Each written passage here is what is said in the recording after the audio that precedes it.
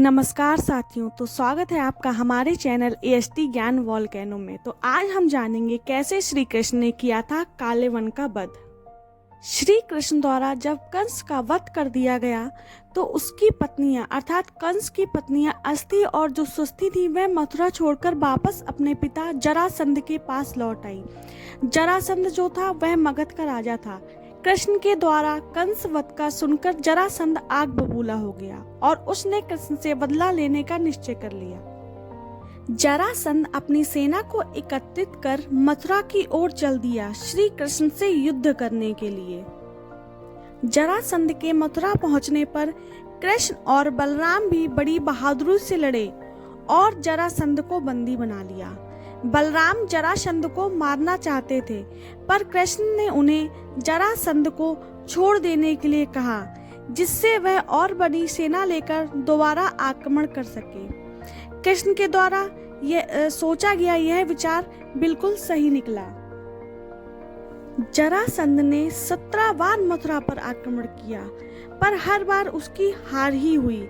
फिर भी वह चुप नहीं बैठा। बार बार हार जाने के कारण जरासंध ने एक काल्यवन नामक दैत्य से संधि कर 18वीं बार मथुरा पर हमला किया। मथुरा के लोग इस बार के युद्ध से थक चुके थे, वह शांति चाहते थे। जरासंध ने काल्यवन से हाथ मिला लेने से मथुरा वासी चिंतित हो उठे थे। आशीर्वाद प्राप्त होने के कारण जो काल्यवन राक्षस था उसको हराना आसान नहीं था। उन्होंने कृष्ण से मिलकर उन्हें अपने मन की बात बताई। कृष्ण ने उन्हें आश्वस्त किया कि मथुरा वासियों की सुरक्षा अब उनके हाथ में है। कृष्ण ने अपनी दैव शक्ति से विश्वकर्मा को बुलाया और द्वारका नामक एक नया नगर बसाने को कहा। रात में ही विश्वकर्मा के द्वारा एक खूबसूरत नगर का निर्माण करा दिया गया जिसका नाम था द्वारका। कृष्ण ने मथुरा वासियों को सुरक्षित वहां पहुंचा दिया। द्वारका बहुत ही खूबसूरत शहर था। बड़े बड़े भवन, झरने और बाग बगीचे सब कुछ वहां पे था। लोगों को नए घर में व्यवस्थित करके कृष्ण जो थे वो काल्यवन से युद्ध करने मथुरा चले गए। काल्यवन ने मथुरा को चारों ओर से घेर रखा था। द्वारका से वापस आकर कृष्ण सीधे युद्ध भूमि पहुंचे जहां काल्यवन सेना के साथ तैयार था। युद्ध के लिए कृष्ण को निशस्त्र आया देखकर काल्यवन हंसना शुरू कर दिया। वह कृष्ण को कायर कहता हुए उन्हें पकड़ने दौड़ा। युद्ध करने की जगह कृष्ण उल्टी दिशा में भागने लगे। इसी कारण कृष्ण को रणछोड़ भी कहा जाता है। जो काल्यवन राक्षस था वो कृष्ण को ललकारता हुआ कृष्ण के पीछे भाग रहा था पर कृष्ण की गति अत्यंत तेज थी, वह उन्हें पकड़ नहीं पा रहा था। भागते भागते कृष्ण एक गुफा में चले गए। भीतर एक आदमी लंबी सफेद दाढ़ी वाला एक वृद्ध सो रहा था। तभी काल्यवन ने गुफा में प्रवेश किया। कृष्ण ने अपना पीताम्बर उस सोए हुए वृद्ध पर डाल दिया और छिप गए। काल्यवन ने उस सोए हुए व्यक्ति को कृष्ण समझा और उसे जोर से लात मारी। वृद्ध क्रोधित होकर उठा।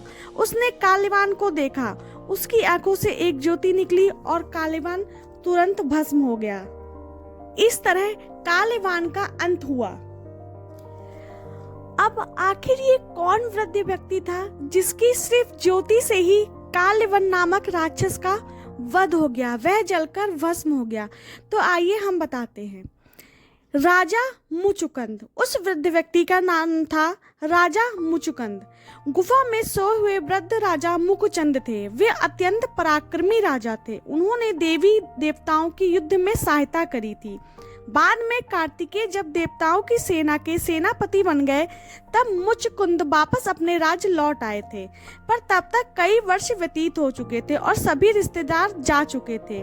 तब मुचुकुंद ने देवताओं से सहायता मांगी। आभारी देवताओं ने मुचुकुंद की इच्छा पूछी। उन्होंने कहा था, मैं बहुत थक गया हूँ और जी भरकर सोना चाहता हूँ। देवताओं ने उन्हें सोने का वरदान देते हुए कहा, जो भी तुम्हें नींद से जगाएगा वह तुम्हारी दृष्टि से भस्म हो जाएगा। तभी से राजा मुचुकुंद उस गुफा में सो रहे थे। जो काल्यवन राक्षस था उसे वरदान प्राप्त था कि वह अजेय था। वरदान के कारण काल्यवन अजय था, इसलिए कृष्ण उसे अपने पीछे भगाते हुए गुफा में ले गए थे। काले वन के भस्म होते ही मुचकुंद ने कृष्ण को पहचान लिया। कृष्ण ने उनसे वर मांगने के लिए कहा। मुचकुंद कृष्ण की शरण चाहते थे। बद्रिकाश्रम जाकर तपस्या में रत रहकर उन्होंने शेष जीवन व्यतीत किया। तो इस तरह से भगवान श्री कृष्ण के द्वारा काल्य वन का वध किया गया।